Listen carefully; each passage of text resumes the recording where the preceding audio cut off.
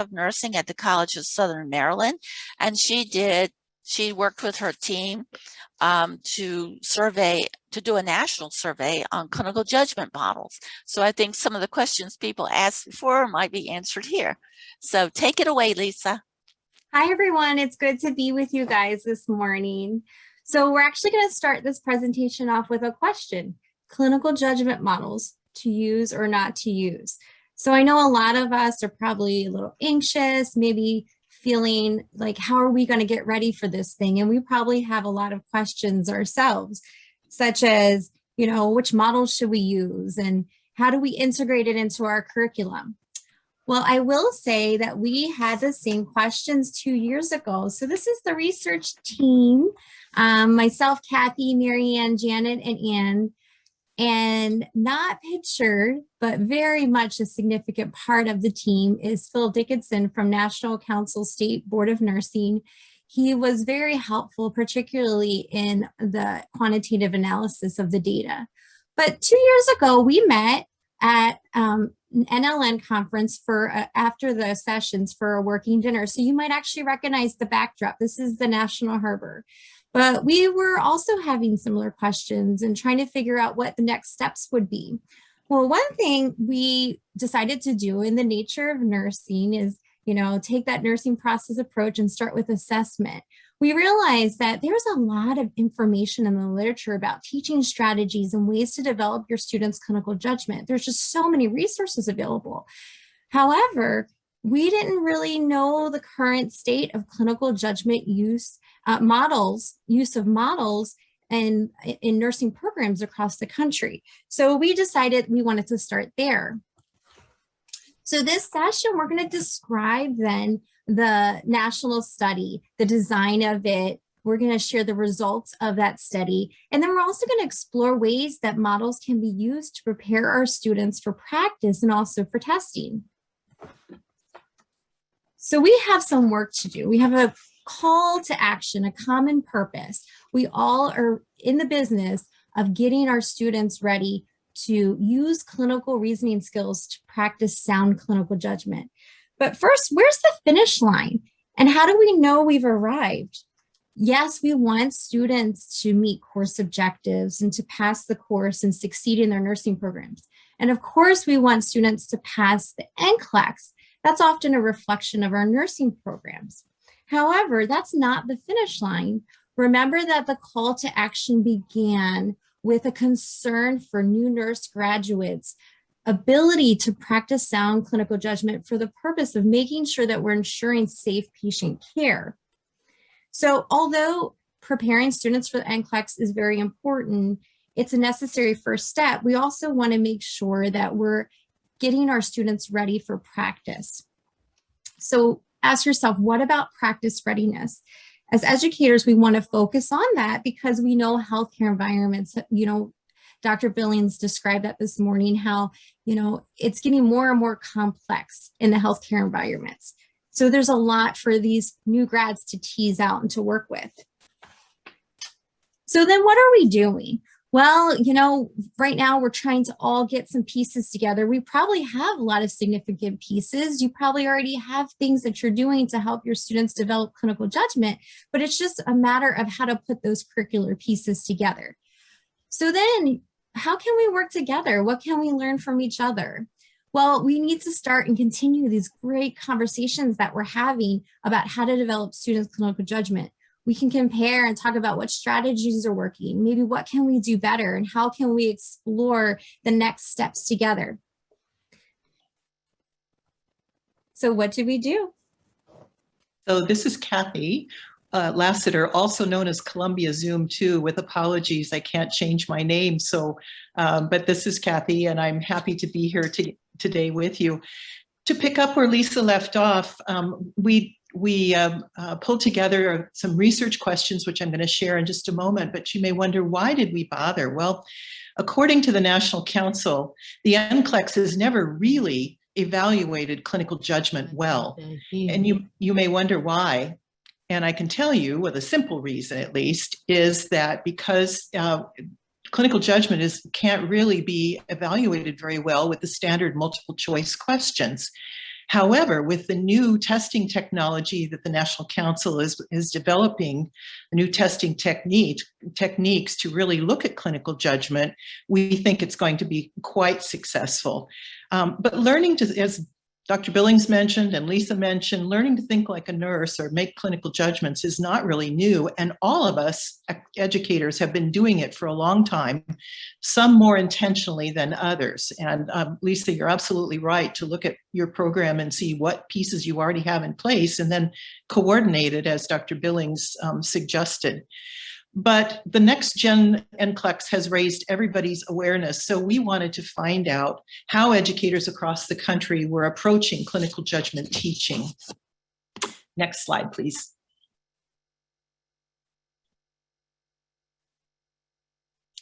So these were our research questions in a nutshell, but we were looking to provide foundational evidence for how pre-licensure programs are using clinical judgment models. And I would say if they're using clinical judgment models and teaching strategies to promote students' clinical judgment. I'm not going to read every single question on here. These are kind of a summary of our research questions. You're going to see the actual research questions when we talk about the results. So just have a glance here. And then we'll go to the next slide, Lisa. Thank you. So this is just an overview of our methodology for this. We did a cross-sectional survey that examined pre-licensure nursing programs' use of clinical judgment educational models.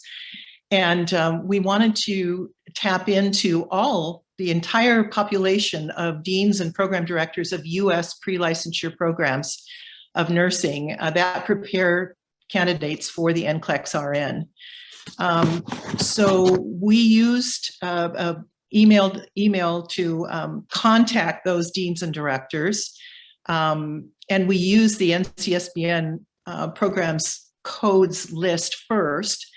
Inclusion criteria were restricted to deans and program directors of RN pre-licensure nursing programs in the US, and exclusion criteria included deans and directors of LPN or LVN educational programs and all international education programs. So we pretty much stuck to those programs that whose graduates take the NCLEX.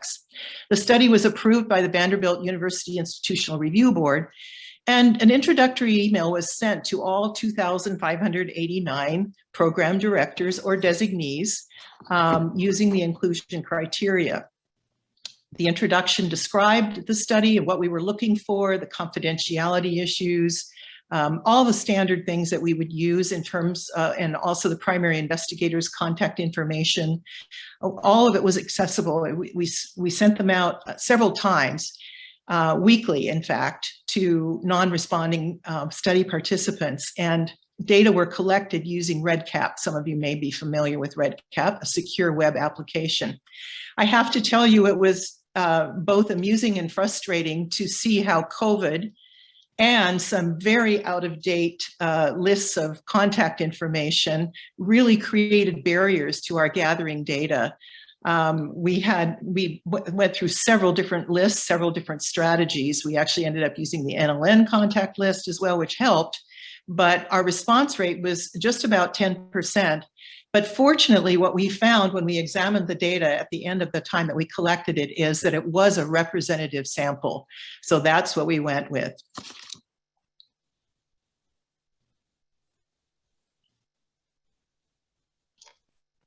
Okay, so what have we learned from this? My name is Marianne Jesse, and I'm at Vanderbilt University. Glad to be here with you today and share what we've done. This study helped us determine how some pre-licensure nursing programs across the US are using clinical judgment educational models and teaching strategies to purposefully teach and develop clinical judgment in their pre-licensure students. Next slide. So our first aim was to determine the percentage of those pre-licensure programs currently using the terms clinical judgment or clinical reasoning in their program or course outcomes. And although our sample was small, it was determined to be representative of the overall population of both ADN and BSN programs. So those are the types of programs that we're reporting results on here. A majority of our respondents, 64%, reported using the terms clinical reasoning or clinical judgment in their program or course outcomes. A few respondents wrote in that they used the term critical thinking as a term for describing the set of thinking skills that is encompassed in our current understanding of clinical judgment. BSN programs demonstrated a higher proportion of the use of those terms at 70% using those terms, and ADN programs were reported using those terms 59% of the time.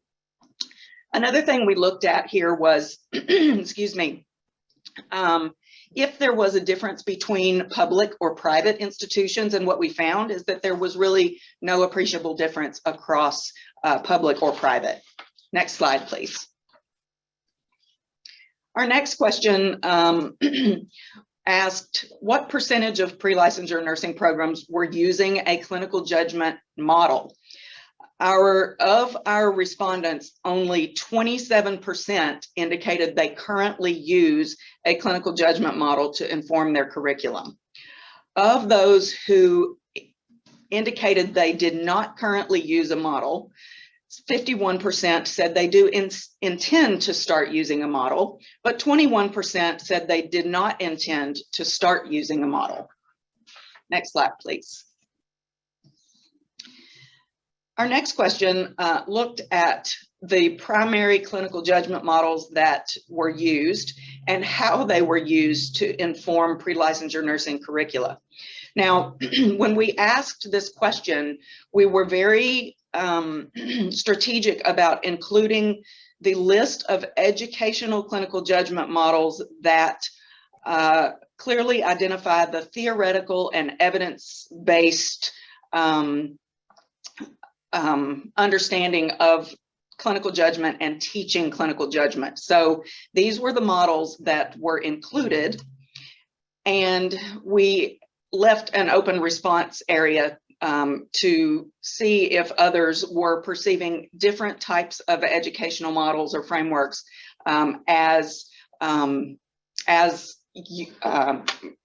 if they were using different types of models to teach clinical judgment in addition to these educational models. Next slide. So what we found when we analyzed this data, that of those who indicated using a clinical judgment model, 65% of those reported using the Tanner clinical judgment model. 11% reported using the clinical reasoning cycle, and 2% the developing nurses thinking model.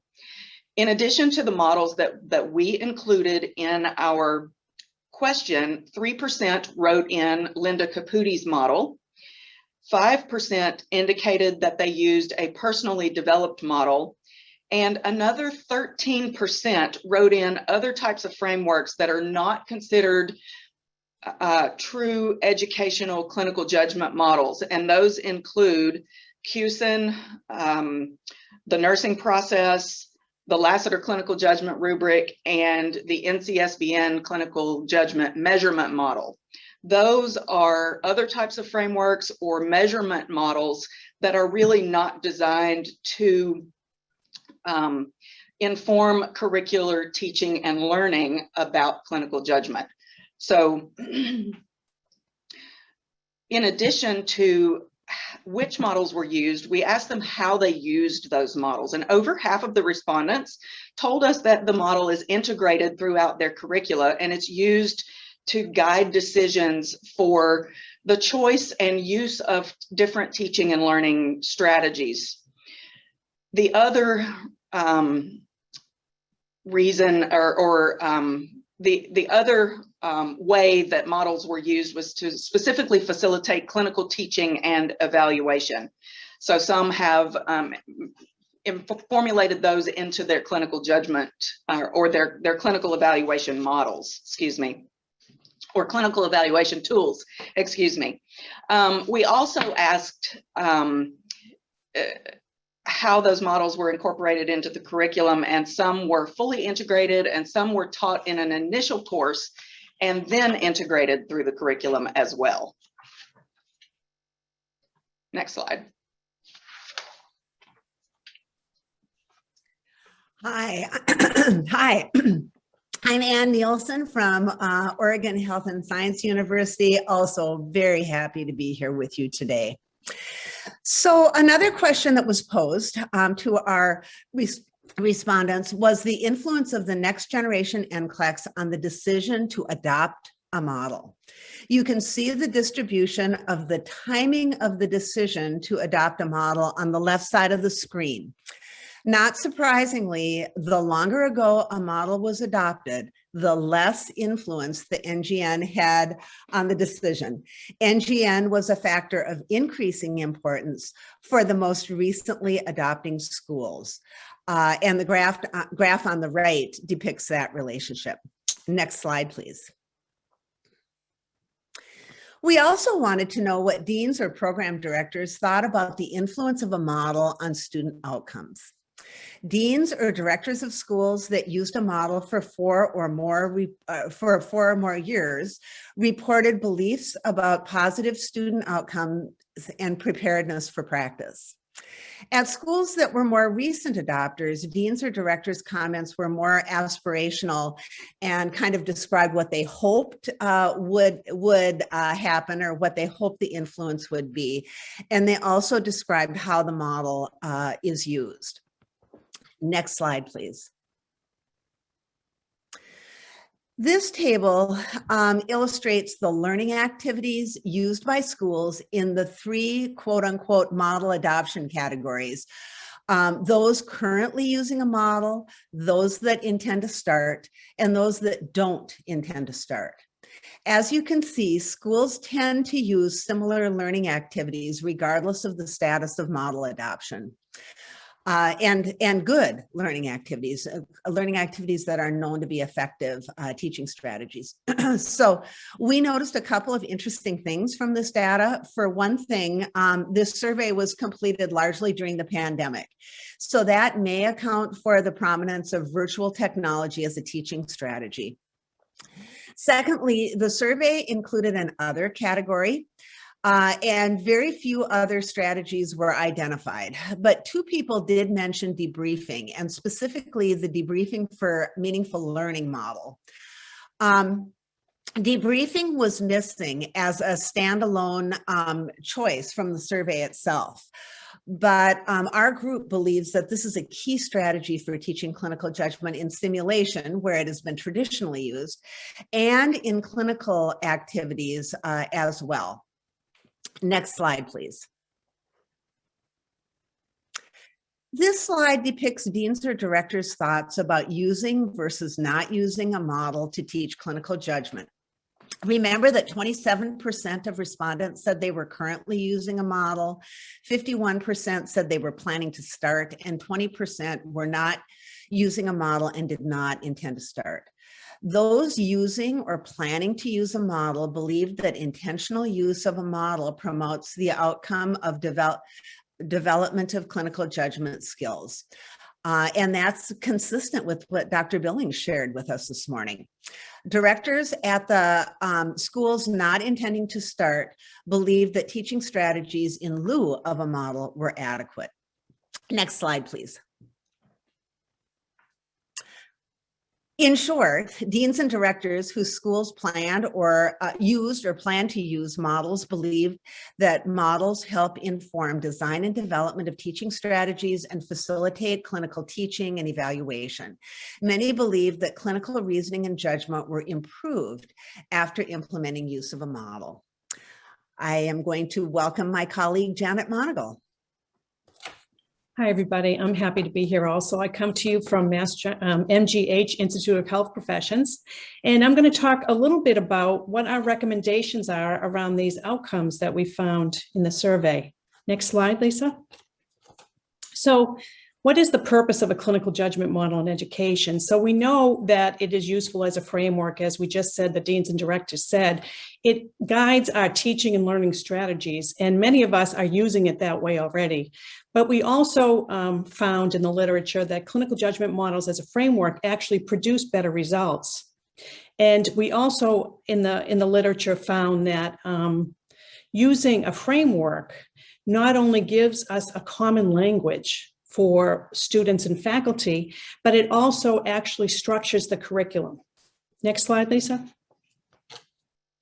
So here's the NCSBN clinical judgment measurement model. And as we talked about this morning and Kathy said, the reason for the change is that prior to, today, the current NCLEX is not actually measuring clinical judgment development, is how we feel, right? So the purpose of changing the NCLEX is to actually measure the clinical judgment of our graduates. So if you look at this slide, you can see in layer 3, it actually contains the clinical judgment elements. And this integrates 3 thinking cognitive frameworks: intuitive humanistic model, dual processing reasoning theory, as well as information processing model. And it includes developmental elements that measure analytic thinking appropriate to the development of the graduate nurse. So they're actually looking at the pieces that we can use to measure clinical judgment development in our students. But the purpose of the model is very clear. This model frames the NextGen NCLEX and is intended to frame measurement. Next slide. So the utility of the CJMM is a role in the next generation NCLEX, as I said, and it's to improve our assessment as educators of clinical judgment development in the students. It is also, though, useful for assessment and evaluation, as Diane was talking this morning. It's useful in our designing of test questions when we do case studies, and also in designing simulation, so that we can keep all those layers, 3 elements of clinical judgment in our test questions. Next slide, please. So you might be wondering how this is working, right? So I can see that clinical judgment models guide teaching and learning, and you can see that it fits really well with the clinical judgment measurement model for assessment and evaluation. And when I was listening this morning to Diane, Diane was saying we need to adopt one model for teaching and learning, and that I want to make it clear that I'm not trying to say anything different from what Diane was. I do believe that we need to adopt one model for teaching and learning. And then as educators, we can use the CJMM for assessment and evaluation. It's not something that has to be talked to the students about. The students don't need to know about the CJMM necessarily. What we're trying to do is integrate a clinical judgment model into our teaching and learning. Next slide, please. So I want you to note that the completed puzzle not only includes a clinical judgment model in our teaching and learning, but also those multiple strategies that we've all talked about that everyone's already using successfully to promote clinical judgment development. So when you put the multiple strategies with the clinical judgment model, and then you use the clinical judgment measurement model to assess and evaluate, that is where we're going to reach success on the NCLEX, as well as, most importantly, safe entry into practice, which Lisa talked about at the very beginning. Next slide, please. So I have Tiernes Model up here. And again, as everyone is saying this morning, we're not trying to promote a particular model. I'm simply using this as a sample because this was the most common model that we found in our study. So if you take a look at Tiernes' clinical judgment model, one of the major benefits that we have is that you can also use the Lasser clinical judgment rubric, which actually will help you document student progress in clinical judgment development. But how Tiernes model can be used, it can be used to frame curriculum and guide teaching and learning. It can frame questions for reflective journaling. It can provide a common language for students and faculty. It can help you develop educational learning modules, as well as frame specific activities for clinical concepts, and also it can be used for debrief.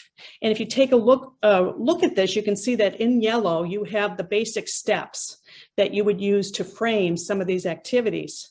But all of the other things make this a theoretical framework that actually can be integrated into your curriculum. Next slide, please. So you may be thinking, how are we going to use Tiernes model and the clinical judgment measurement model together?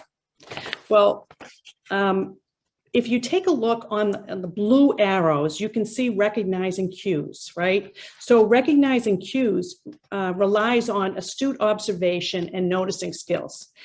The blue arrows are layer 3 of the clinical judgment measurement model. And then the rest of the model that you saw right before is Tiernes clinical judgment model. So recognizing cues relies on noticing, analyzing cues, prioritizing hypotheses, and generating solution relies on the interpreting data, the reasoning patterns, both analytic, intuitive, and narrative. And then taking action relies on the action and outcomes in Tiernes model, and then evaluating outcomes relies on the reflection, both in action and on action, which leads to clinical learning. And you can see how they would easily go hand in hand, one for teaching and the other one for assessment and evaluation. Next slide, please. There we go. And next we have back to Lisa.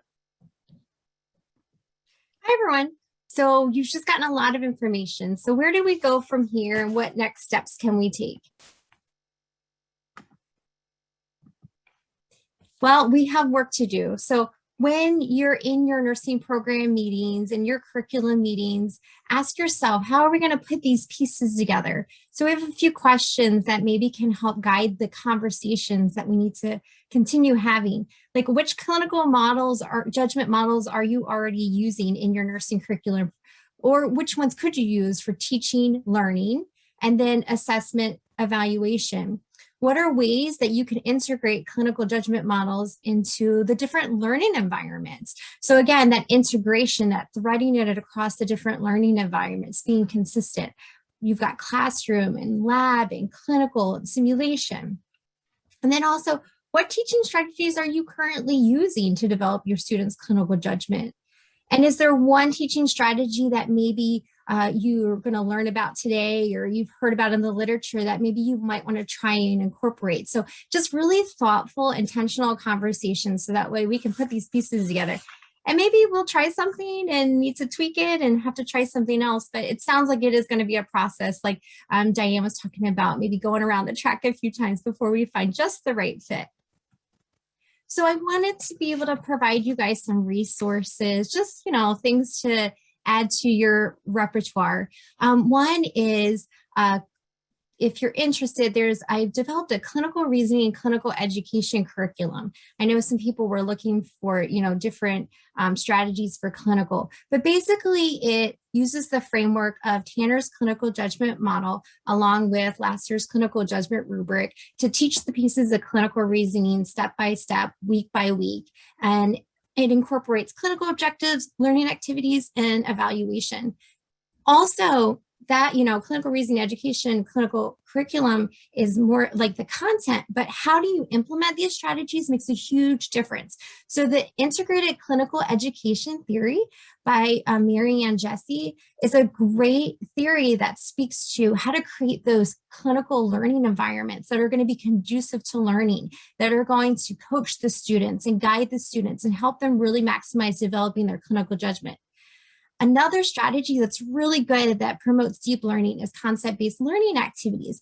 It really helps students make those theory clinical connections. And when we talked about context and how important that is to making clinical judgment, those types of concept-based learning activities really help ensure that. Another resource hot off the press is actually a faculty guide that just recently published a week or so ago. And it talks about just practical strategies, ways to integrate clinical judgment into nursing curriculum, those first steps type of approach, like making sure you're using a framework and what are some strategies you can use and ways to best utilize them. And also, if you're thinking about those partnerships with our practice partners, there's also an article by Janet that gives you a great insight into clinical judgment for new nurse graduates. What is it like for them? Because we get them to the door of entry to practice, but then what happens after? And then, of course, also last year's clinical judgment rubric is a great tool. We use it in our nursing program at College of Southern Maryland for our clinical evaluation tool. So that's been a really nice way to connect those clinical judgment pieces for us. So future projects, think about, how can we all collaborate together? How can we work together to put these pieces together? So happy to help. Here's some references that can also be great resources for you guys. Feel free to reach out. I can plug my email in. We can plug our email in the chat room if you guys are interested in reaching out with us. But it's really great talking with you guys and today and being with you all. Lisa and team, thank you so much. Very interesting. It all dovetails, it all fits, it all adds to the evidence. So we thank you very much. We have a little bit of time for questions. If Heather would like to look at what the chat has about what we can do, maybe we can get some questions. Sure. So since our last question and answer session, we really did not have many questions. We just had one question about what is meant by NextGen type questions. So I was able to put in the chat a response to that question, along with Kathy Martin responded as well with another website that would help people that are trying to figure out what those NextGen questions are that we're referring to. Other than that, the only real question was, are these PowerPoints going to be provided? And I think we've answered those, that they will be posted on 2 different websites, so keep an eye out for them. I think our communique that went out with email talked about where they are, but I will make sure you get the links to the Maryland Nursing Workforce Center and to the NSP2. We'll have it up here, and all the PowerPoints will be there. One more question just came in, and it was, did you survey programs on how many are using concept-based curriculums? So I think this is for our last presenters. I'll answer that. We did not include questions about the type of curriculum that individual programs were using. So we didn't gather that information. Thank you. Mm-hmm. Okay, thank you Yes, so much.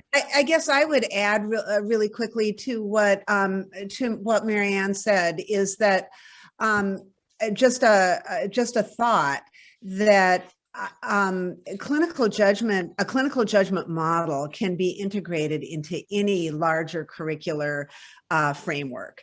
And so concept-based curricula are great and actually fit particularly well with clinical judgment models, but they are not mutually exclusive.